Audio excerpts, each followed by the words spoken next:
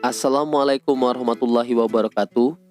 Selamat pagi anak-anak kelas 5. Hari ini kita akan melanjutkan kembali pembelajaran tema 4, Sehat itu penting, subtema 2, gangguan kesehatan pada organ peredaran darah, dan kita masuk ke pembelajaran 3 dan 4. Alangkah baiknya sebelum kita memulai pembelajaran pada pagi hari ini, kita berdoa terlebih dahulu.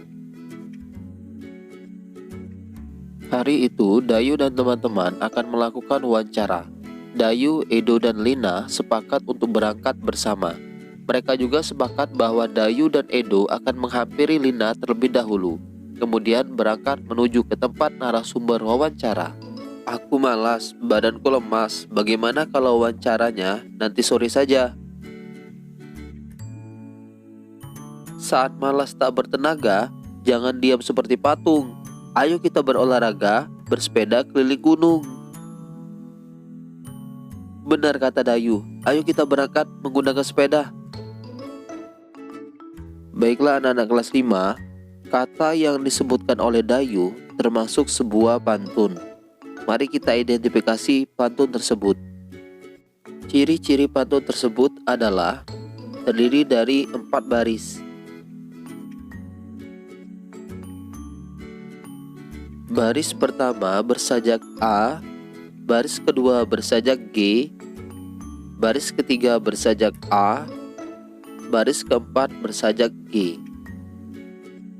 Baris pertama bersuku kata 9, baris kedua bersuku kata 9, baris ketiga bersuku kata 9, baris keempat bersuku kata 9. Sampiran dan isi pantun.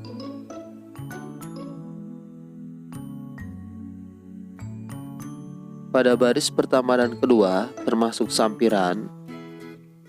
Pada baris ketiga dan keempat termasuk isi. Amanat pantun di atas adalah berolahraga merupakan salah satu kegiatan untuk menjaga kesehatan. Olahraga dapat dilakukan dengan berbagai macam cara, misalnya dengan bersepeda. Dayu, Edo, dan Lina berangkat melakukan wawancara menggunakan sepeda. Mereka membutuhkan waktu setengah jam untuk sampai ke tempat wawancara. Dayu, Edo, dan Lina sampai di rumah narasumber wawancara. Mereka akan mewawancarai Pak Damar. Pak Damar merupakan pengusaha sandal kesehatan. Berikut ini hasil wawancara mereka. Pak Damar merupakan pengusaha sandal refleksi. Pak Damar memproduksi sandal yang dapat digunakan untuk melancarkan peredaran darah. Sandal refleksi buatan Pak Damar terbuat dari kayu. Kayu tersebut diperoleh dari daerah sekitar tempat tinggalnya. Pak Damar hanya membeli kayu berkualitas. Namun demikian, Pak Damar selalu menyarankan kepada pemasok kayu untuk melakukan reboisasi setelah penebangan. Dengan reboisasi, hutan menjadi tidak gundul dan hasil reboisasi beberapa tahun kemudian dapat dimanfaatkan lagi. Di antaranya, pohon dapat ditebang dan kayunya dapat digunakan lagi. Tenaga kerja di pabrik Pak Damar juga berasal dari warga di sekitar tempat tinggalnya.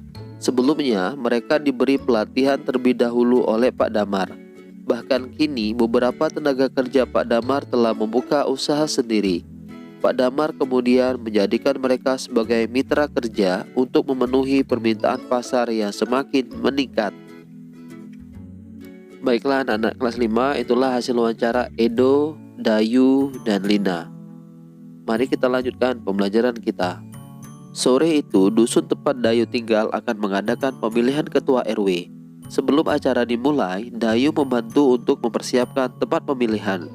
Dayu membantu memberi alas di setiap meja. Dayu menyapu lantai ruangan tempat pemilihan. Dayu juga membantu mempersiapkan makanan dan minuman untuk panitia pemilihan. Baiklah anak-anak kelas 5, berikut ini peran serta yang dapat kalian lakukan dalam pemilihan ketua RW.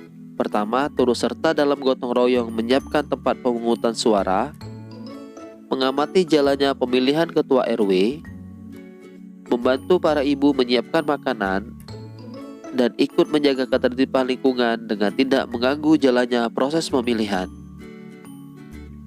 Baiklah anak-anak kelas 5, sebagai warga masyarakat, kita bertanggung jawab untuk mengamati pelaksanaan pengambilan keputusan dalam pemilihan ketua RT, ketua RW, maupun kepala desa. Selain itu, masyarakat juga dapat mengamati berbagai keputusan yang dilakukan oleh ketua RT, ketua RW, dan kepala desa. Pengambilan keputusan bersama dapat dilakukan melalui musyawarah untuk mufakat. Namun demikian, apabila tidak mencapai mufakat, dapat dilakukan voting. Untuk lebih mengetahui tentang proses pengambilan keputusan, mari kita jawab beberapa pertanyaan berikut ini. Bagaimana cara pengambilan keputusan bersama yang biasa dilakukan dalam masyarakat di Indonesia? Jelaskan. Dalam masyarakat Indonesia, pengambilan keputusan bersama dilakukan melalui musyawarah. Musyawarah tersebut bertujuan untuk mencapai mufakat. Namun demikian, apabila tidak mencapai mufakat, maka dilakukan voting. Salah satu contoh voting adalah pemilihan umum. Apa saja masalah dalam masyarakat yang dapat dipecahkan melalui pengambilan keputusan bersama? Yang pertama adalah pemilihan ketua RT, RW, dan kepala desa, membuat jadwal ronda malam, menyelesaikan perselisihan antar warga, dan menyelenggarakan suatu acara, misalnya lomba. Bagaimana cara masyarakat melaksanakan tanggung jawabnya sebagai warga? Yang pertama, berpartisipasi dalam pemilihan ketua RT, RW, dan kepala desa, menjaga keamanan lingkungan, menjaga kebersihan lingkungan. Sebagai seorang siswa sekaligus warga, apa yang dapat kamu lakukan dalam kehidupan bermasyarakat? Yang pertama, mengikuti gotong royong membersihkan lingkungan, berpartisipasi dalam pemilihan ketua RT atau RW dengan cara berikut: turut serta dalam gotong royong, menyiapkan tempat pemungutan suara, mengamati jalannya pemilihan, membantu para ibu menyiapkan makanan. Pemilihan ketua RW di Dusun Dayu telah selesai. Ketua RW yang terpilih adalah Bapak Bakri Widodo. Bapak Bakri Widodo akan menjabat sebagai ketua RW selama 3 tahun.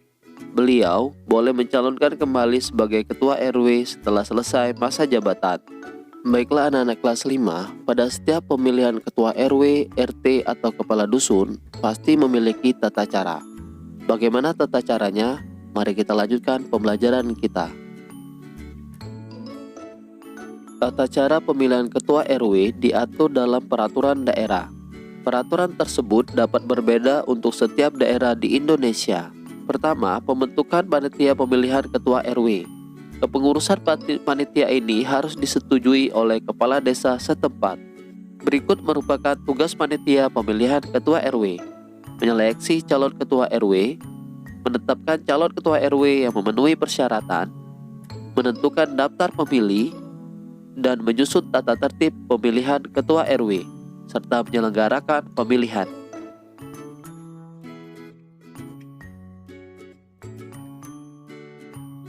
Dua, pendaftaran calon ketua RW kepada panitia dan penetapan calon ketua RW.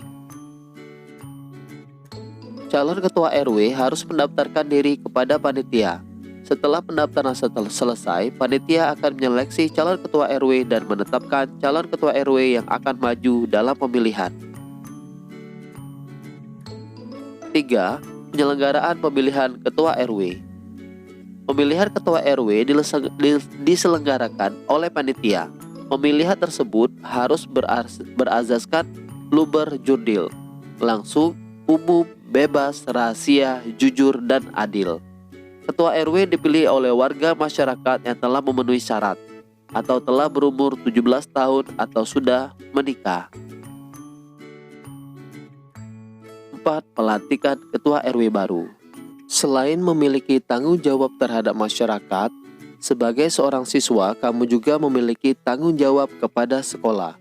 Berikut ini tanggung jawab seseorang siswa kepada sekolah.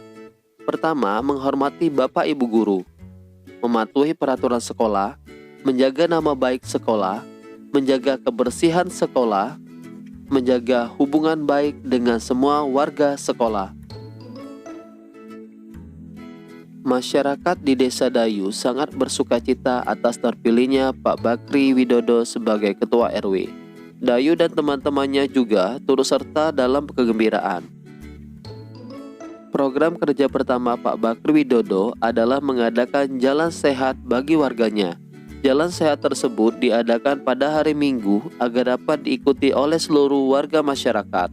Rencananya, jalan sehat akan dilakukan mengelilingi desa dengan menempuh jarak 6 km. Kegiatan jalan sehat berjalan dengan lancar. Warga masyarakat berjalan dengan santai sambil menikmati pemandangan alam serta mengobrol dengan warga lain. Sesampainya di garis finish, warga akan dihibur dengan kesenian daerah sambil menikmati makanan yang telah disediakan. Baiklah anak-anak kelas 5, kegiatan jalan sehat merupakan contoh interaksi manusia dengan lingkungan, baik lingkungan alam maupun lingkungan sosial. Interaksi manusia dengan lingkungan mempengaruhi pembangunan sosial budaya.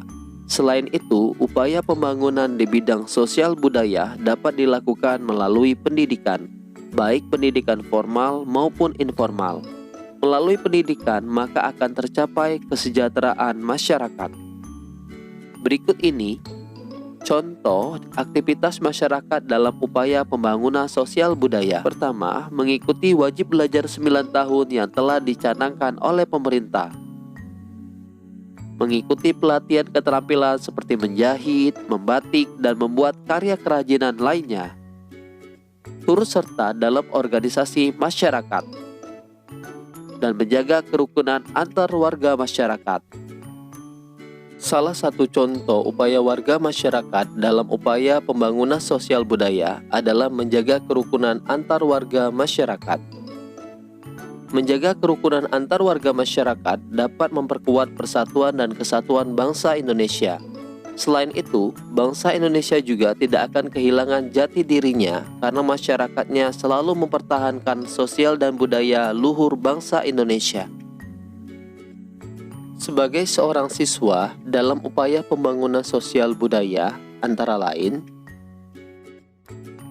pertama, melestarikan budaya daerah, menolong orang yang membutuhkan bantuan, ikut bergotong royong membersihkan lingkungan sekitar, dan senantiasa bersikap sopan kepada orang lain. Baiklah anak-anak kelas 5, demikian tadi pembelajaran tema 4, sehat itu penting, subtema 2, gangguan kesehatan pada organ peredaran darah di pembelajaran 3 dan 4.